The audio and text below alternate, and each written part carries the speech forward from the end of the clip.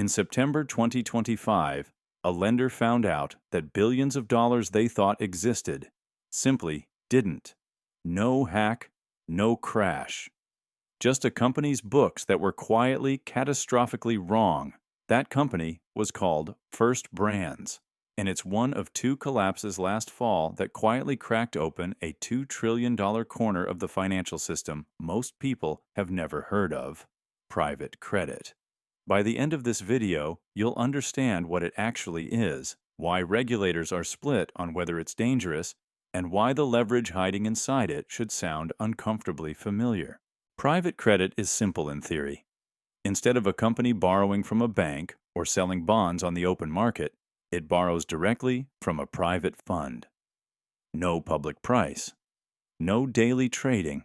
Just a negotiated deal between a business and a lender who isn't a bank. In the last 15 years, this market has exploded from a niche corner of finance to somewhere between $1.5 and $2 trillion globally. That's roughly the size of Canada's entire economy, lent out in deals almost nobody outside the room ever sees. Here's how we got here.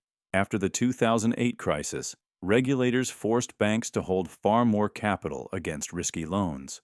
Good for bank safety, but it meant banks quietly stepped back from lending to mid-sized, higher-risk companies. Someone had to fill that gap. Private funds did. Asset managers you've definitely heard of, Blackstone, Apollo, Ares, built entire divisions around it. And for over a decade, it worked. Steady returns, low headline defaults, happy investors. But low headline defaults is doing a lot of work in that sentence, because once you count restructured and quietly renegotiated loans, the real default rate isn't under 2%, it's closer to 5%, which brings us back to that lender and those vanished billions. Because what happened to First Brands and a subprime auto lender called Tricolor isn't just a story about one bad company. It's a story about how these loans get valued in the first place, and that's where it gets uncomfortable. Most private credit isn't priced by a market. It's priced by the fund manager holding it, a process called mark-to-model. There's no stock ticker to check. The value on paper is essentially an estimate, updated whenever the manager decides to update it. In November 2025, the top federal prosecutor in Manhattan and former SEC chair, Jay Clayton, put it bluntly. He warned that sketchy marks in private valuations were drawing prosecutorial attention. That matters because when nobody's checking the price in real time, problems can sit hidden for months or years until they can't. So here's what those problems looked like in practice. First Brands' lenders believed they were underwriting roughly 5 times leverage. In reality, thanks to hidden off-balance sheet financing, it was closer to 20 times. Tricolor allegedly pledged the same car loans as collateral to more than one lender at once. Kroll slashed some of its bonds from AAA, investment grade, to CC near the bottom of the scale. And in a related case, BlackRock wrote down a $150 million loan pool from full value to zero in about a month. Not a slow decline. A cliff. Now here's why this isn't just a Wall Street problem. Private credit doesn't sit in isolation. It's wired into the rest of the financial system. Roughly 35% of North American life insurers' investment portfolios now sit in private credit, according to the IMF.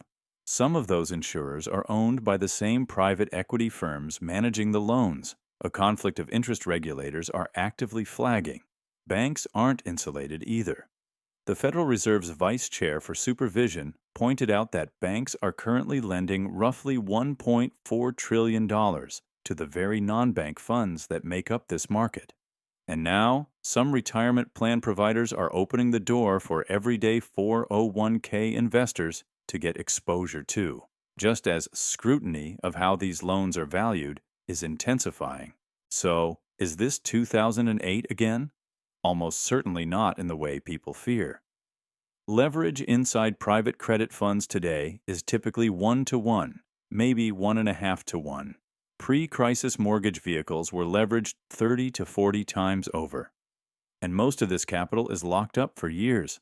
not sitting in accounts that can be pulled overnight, which is what actually turned 2008 into a bank run.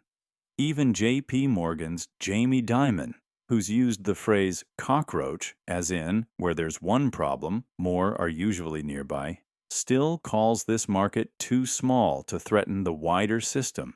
The honest answer: this probably isn't a 2008-style meltdown waiting to happen.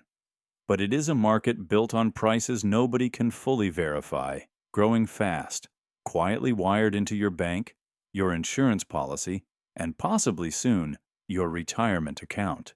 If your 401k or your annuity offers a private credit fund in the next few years, you'll now know the one question worth asking. Who's pricing this, and how would you actually know if they got it wrong? If you want the next video the moment it's up, subscribe. We go looking for the risks nobody's explaining properly every week.